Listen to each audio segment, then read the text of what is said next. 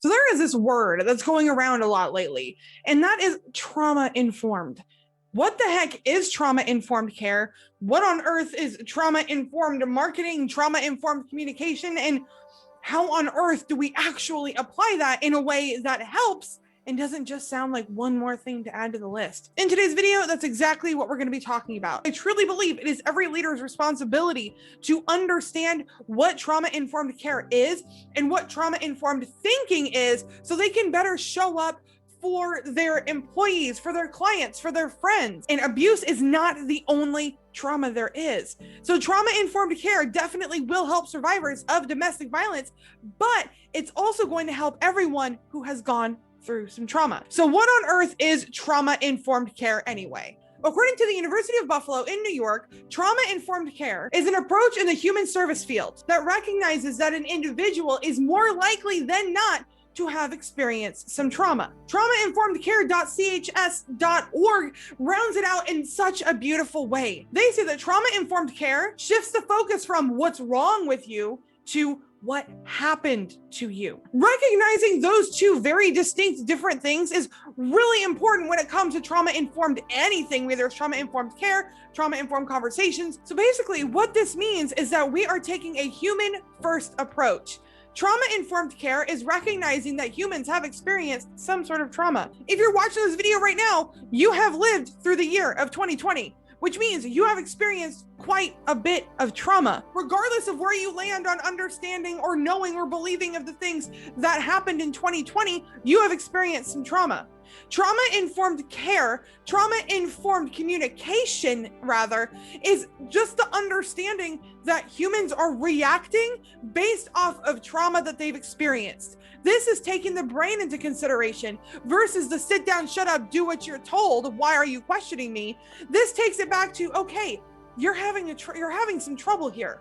Why is that, and how can I help? So with all that being said, it's probably important to break down what trauma specifically is as well. So according to ncbi.nlm.nah.gov, trauma results from an event, series of events, or set of circumstances by an individual as physically or emotionally harmful or threatening, and that has lasting adverse effects on the individual's functioning and physical, social, emotional, or spiritual well-being. This article also makes a really great point, which is really important to keep top of mind. It isn't just the event itself that determines whether or not something is traumatic, but also the individual's experience of the event. That means that me and you could go through the exact same thing side by side, and we may or may not have the same response.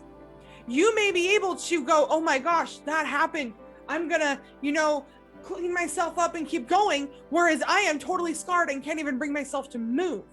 You can see this in car accidents, where some people go into freeze and they don't move, and other people immediately move into flight and move into action. Recognizing that individuals are going to have individual reactions to the events that create trauma in our lives is really important when it comes to what trauma-informed communication and understanding really is. When you look at things from a trauma-informed lens, you recognize, oh my gosh, you know what? We went through the same thing together, but we're not all responding the same way. Just like how collectively as a species, we all experienced 2020 together, and a lot of people are having a lot of different reactions to things that are going on. Why? Because we are individual human beings. We are not just this collective copy and paste, right? We're all individual people with individual brains, individual life experience, and individual thoughts, feelings, fears, and excitement. So what are some examples of trauma? Well, I am an abuse recovery coach after all, so experiencing an abusive relationship is trauma. Whether it was physical abuse or non-physical abuse, it was trauma and it permanently affected your brain. What are some other examples of trauma? Getting in a car accident, moving around a lot as a kid, being verbally abused by a parent, losing a loved one, losing a job, or getting yelled at work, having an extremely aggressive, angry customer in a store. Well, all of these things have been normalized and just deemed to be part of life. All of these things are traumatic, and how you respond to that, how your brain responds to that, truly depends on your own individual experience. Looking at life from a trauma-informed lens recognizes that humans are individual, and humans have seen some ish. We have gone through some stuff. What does this matter? How does that change anything? To think of it this way. What if I came up to you and you had an outburst or you were crying and I looked at you and I said, what the heck is wrong with you? That's only going to make you retreat and or lash out at me. Versus looking at you and going, oh my goodness, what happened?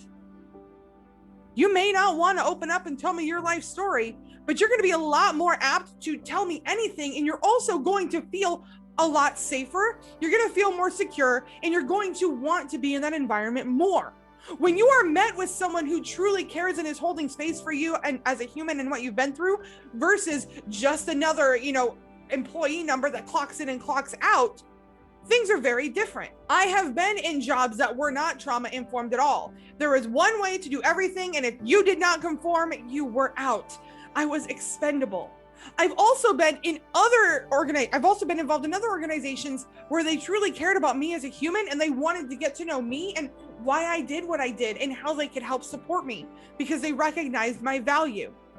Trauma-informed communication.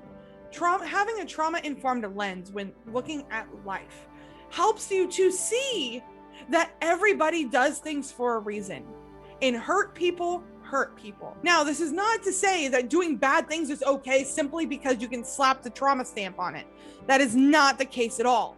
If you are someone who finds yourself lashing out and hurting others because of your own physical pain, I feel for you. I used to be like that, and this is not a judgment, but it is up to you to get help and heal. Just like it is up to us to have been on the receiving end of that type of abuse, on the receiving end of hurt people, it's up to us to learn to heal from that, to set boundaries, to be really clear on what we want so we don't allow that behavior to happen again. It is the exact same process. And having that recognition of what trauma-informed communication is, this is going to benefit you not only in the sense of having better interpersonal relationships, but this is also going to create a better organizational culture. Whether you are a school, whether you are a corporation, whether you're a small business, whether you're a solopreneur, regardless of what you do or where you are, having this knowledge and understanding what trauma-informed care is and recognizing the importance of having a trauma-informed lens in your own life and business is going to truly benefit everyone around you.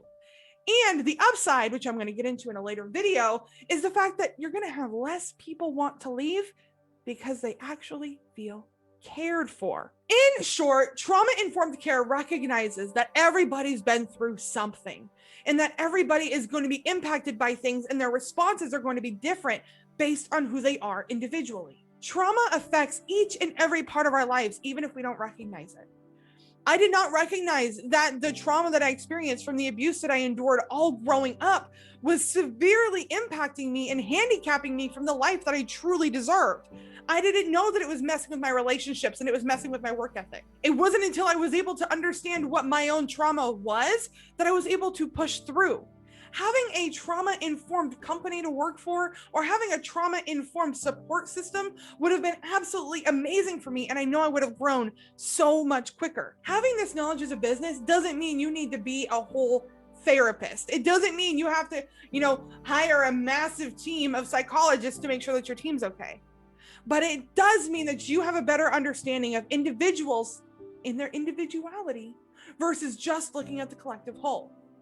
But like I said, helping the individuals with their individuality is going to benefit the collective as a whole. Make sure you hit that subscribe button because you're not going to want to miss the next few videos of this trauma-informed series. This next playlist you see coming up is also going to help you on that trauma-informed journey. Give it a watch, and never forget that you are strong, you are capable, you are intelligent, and boo, you are so freaking worthy.